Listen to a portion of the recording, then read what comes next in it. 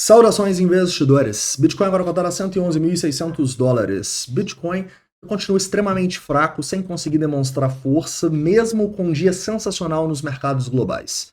Hoje, meu principal objetivo vai ser atualizar a situação, primeiramente falando sobre o longo prazo. Eu vi muita dúvida sobre como vai ser a minha estratégia a partir daqui no ciclo, e também falando um pouco sobre o curto prazo para a gente entender potenciais oportunidades. Bem-vindos a Investidor Moderno.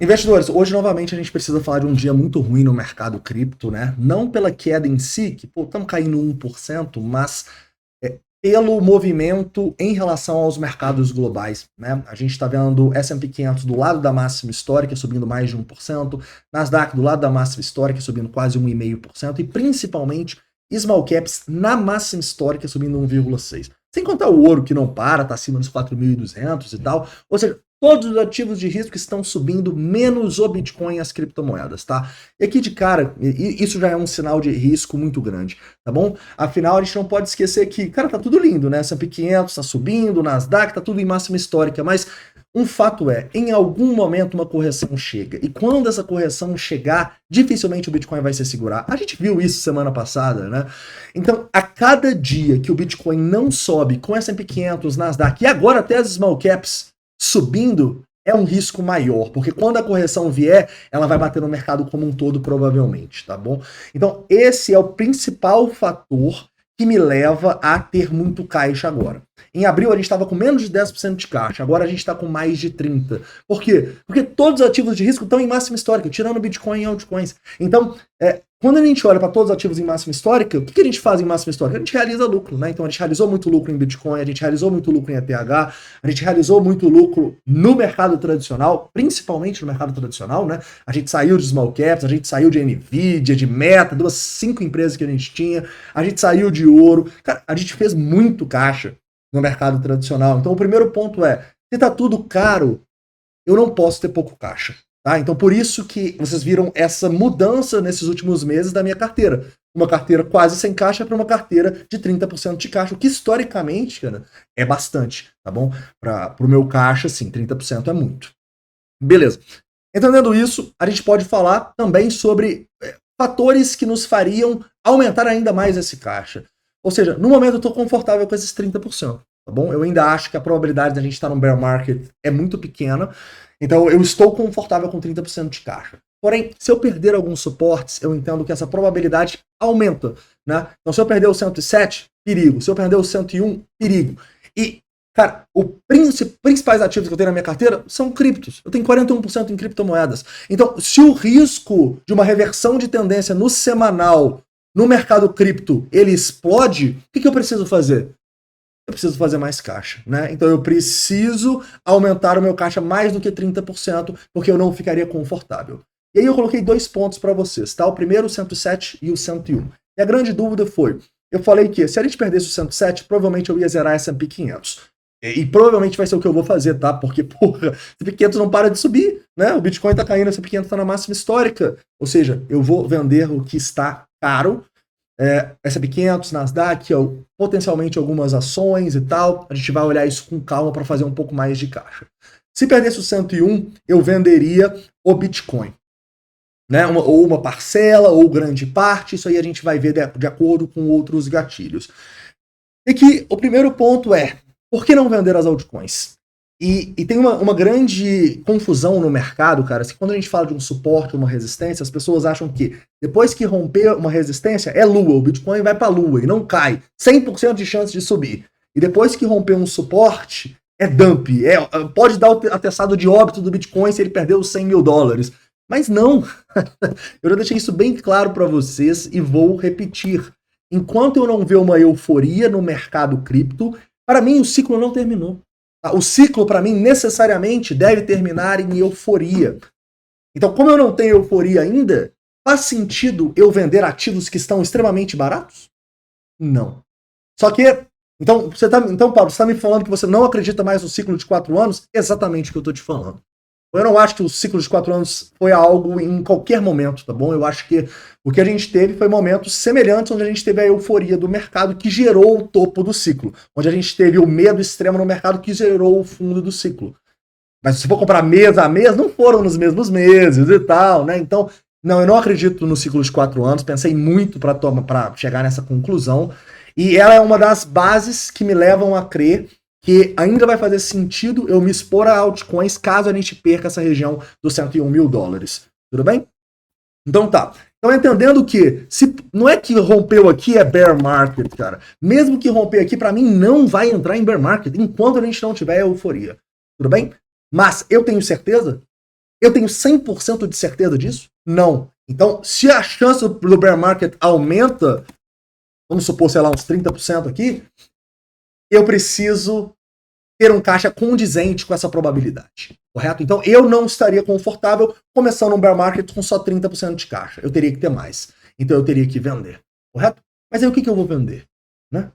Olha, se a gente entrar num bear market ferrado e começar uma queda daquelas, a gente vai ter quedas muito feias no Bitcoin, nas altcoins, no S&P 500, em tudo. Porque para mim o risco agora não está no ciclo em si. Enquanto não tiver euforia, eu não tenho o risco do ciclo em si. Eu tenho o risco do S&P 500. Então o meu problema aqui é se o S&P 500 fizer isso. Se o S&P 500 fizer isso aqui, cara, a gente vai ter, entre aspas, um bear market, não por causa do ciclo, mas por causa da correlação com o S&P 500, entendem? Então esse é um risco aqui que eu não posso correr com tão pouco caixa. Mas beleza, cara, a gente tá aqui no mercado para tomar riscos. Já dizia Rashad Mehta, né? O maior risco do mercado é não correr riscos. Então, pensa comigo. Qual risco faz sentido eu correr se o Bitcoin formar um pivô abaixo dos 101 mil dólares? Olha, seria um pivô de baixa no semanal e que, tipo assim, se a gente começa um bear market aqui, cara, a gente pode ver um Bitcoin tranquilamente cair seus 70%, 80%, né? E ir para 30 mil dólares. Né? Não seria nada de outro mundo. E, cara, vamos supor que vai lá abaixo do 101 e o Bitcoin depois exploda. Cara, se for abaixo do 101, vocês concordam que o potencial de retorno do ciclo já diminui? Muito. Já vai ficar muito mais difícil, né? Então, vamos supor uns 200. Né? Assim, porra, se você perder o 101, a chance de 200 é quase nula para mim, mas, enfim, vocês entenderam. Eu tenho 1,38 de risco-retorno aqui, né? É um risco-retorno que faz sentido? Cara, para mim não. Para mim não mais no ciclo atual. Entendem? A gente já tá vendendo Bitcoin do preço médio lá abaixo dos 20 mil dólares, cara. 19, se eu não me engano. Então faz muita diferença para mim vender aqui ou correr o risco dele perder 80 ou fazer mais 100, para mim não vale. Correto? Então quando eu falo com vocês que eu vou zerar ativos que estão caros, é porque na maioria deles, cara, o potencial de retorno já não é tão grande. Se a gente começa um dump generalizado no S&P 500 aqui, cara, beleza, cara. Não seria nada de outro mundo a gente ter outro dump de 30% para voltar para testar os fundos das tarifas. Outro dia o Trump tava falando merda das tarifas aí. Seria a pior coisa do mundo? Seria a pior queda da história, mas seria algo plausível. E quanto que eu posso subir aqui no S&P 500, cara, até o final? Cara, beleza. Você pode falar, não, até o infinito, mas eu tô falando num ano, de maneira plausível, cara. Realmente alguém acha que o S&P 500 vai acabar acima dos 8 mil pontos esse ano? O S&P 500 vai nos 10 mil pontos até o final do ano que vem? Extremamente improvável. Sendo que eu tenho um downside aqui muito grande. Né? Claro que pode ter outra crise de 2008 e tal. Então entenda, a minha relação risco-retorno para carregar esse tipo de ativo aqui, que não tem tanto potencial de retorno mais, e eu continuo com potencial de risco gigante, não tenho mais. Mesma coisa com ouro, cara. Eu vou carregar ouro a 4.200 dólares. Eu vendi ali nos 3.900, se eu não me engano, ali, 3.800 e tanto. Eu vou carregar ouro aqui? Não vou, cara. Então faz mais sentido eu zerar ativos que não têm um potencial de retorno tão grande. E tudo bem, são ativos mais seguros, né? Só que eu não tô zerando eles para ir a ativos mais arriscados. Não. Eu tô zerando eles para ir em ativos mais seguros. Eu tô zerando ele para ir no ativo mais seguro que existe. Não, não é o Bitcoin, é o caixa. Correto? Então, para mim zerar ouro, S&P 500, o próprio Bitcoin vai doer pra caralho, mas talvez seja o caso. faz muito mais sentido do que eu olhar para zerar as altcoins. E por quê? Porque as altcoins, primeira coisa, né? Eu não chego e coloco 50% do meu patrimônio em altcoins igual eu fiz no Bitcoin esse ciclo. Eu não chego e coloco muita grana em altcoins arriscadíssimas. Não, cara. No S&P 500, cara, eu invisto em índice e em ações cripto. Beleza, ações cripto são bem arriscadas, mas, enfim, muito menos arriscadas do que altcoins. Então eu coloco uma parcela do meu capital em altcoins por entender que o risco de eu ficar de fora de uma bull run é muito maior do que o risco que, cara, é um risco que eu estou disposto a correr. A gente vir aqui perder mais 75% e ir para fundo de bear market de 22% as altcoins. É um risco que eu estou disposto a correr com cerca de 27% do meu patrimônio, com o ETH 34%. Me entende? Porque o meu potencial de retorno aqui, olha só, é gigante. Cara, eu acho que nós vamos bater pelo menos 1 trilhão esse ciclo. Não seria nada de outro mundo, seria dobrar o ciclo anterior. No último ciclo, cara, a gente bateu 74, a gente fez 7 vezes. Saca? E já é uma relação de retorno muito melhor, vocês me entendem? Então repara que, para mim, é um movimento onde eu estou realizando lucro em ativos que subiram muito, estou indo para segurança, mas eu estou concentrando o meu risco em ativos mais arriscados, porque a gente está chegando num momento de ciclo que para mim é ou vai ou racha.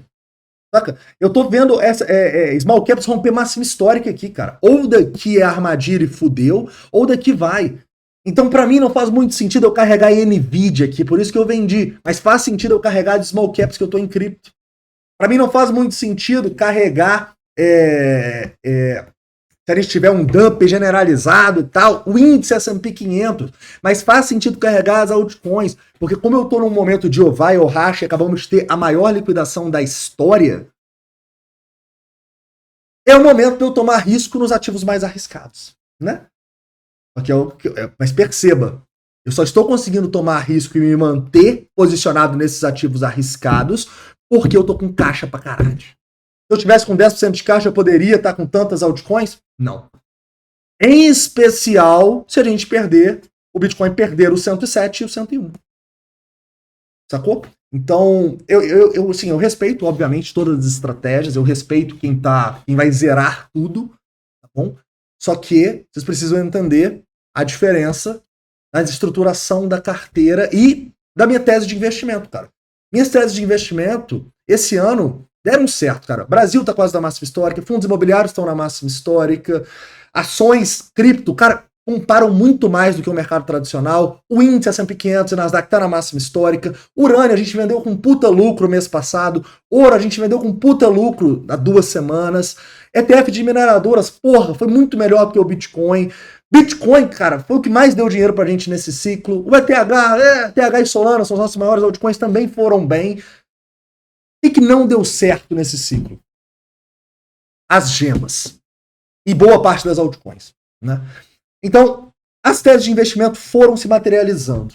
Tem mais uma para se materializar. E esta última, eu estou colocando essa porcentagem do meu patrimônio, porque eu quero correr um risco-retorno para, nessa última paulada do mercado, eu fazer várias vezes ainda.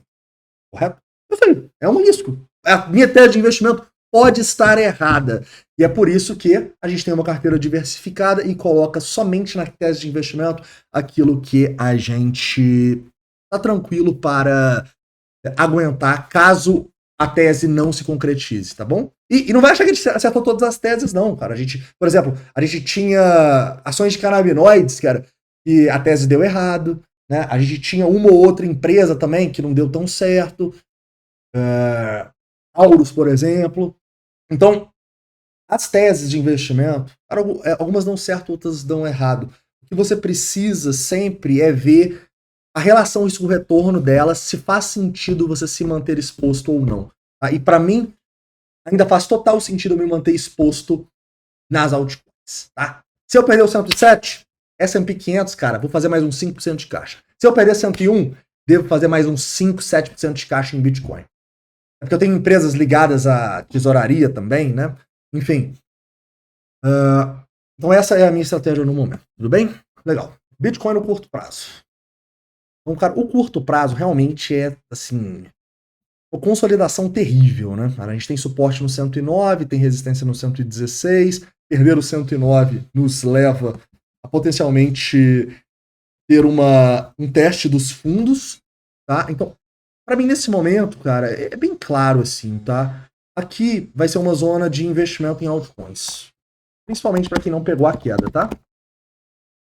Porque é a última zona onde eu me sinto confortável. Se a gente perder o 101, eu acho que a gente vai ter que rever quanto que a gente vai colocar nas altcoins, quanto que a gente vai investir e tal. A gente conversa sobre isso num outro vídeo, né? Porque de nada adianta eu ficar com 27% em altcoins e fazendo caixa, preço médio infinito e perder 50% do patrimônio, né? Então a gente vai falar sobre isso em outro vídeo. Mas aqui, cara, para mim é zona clara de investimento nas altcoins, tá? Principalmente para quem não tava no computador para pegar aí a queda, tudo bem? Então o ideal, cara, seria este FIBO aqui e tal, 110 e 500. Nós também não estamos praticamente aí, nós estamos no 111. Então para mim já é uma zona de investimento nas altcoins, tudo bem? Vamos pegar no fundo de investimento? Não. A gente já pegou muito aqui, né? Então, por enquanto, não. Inclusive o fundo tá no lucro, né? Tá, se eu não me engano, tá mais ou menos 10% no lucro, tal. Deu uma recuperada boa ali do dump, que a gente chegou a ficar quase no 0 a 0. E a nossa tese de investimento vai seguir basicamente isso que eu falei com vocês aí para os próximos dias. Correto, galera? Outro ponto. Buscamos por shorts nesses últimos dias, mas não encontramos. Tá? Eu acho que a gente está num nível de preços que não dá para shortar praticamente nada. Tá?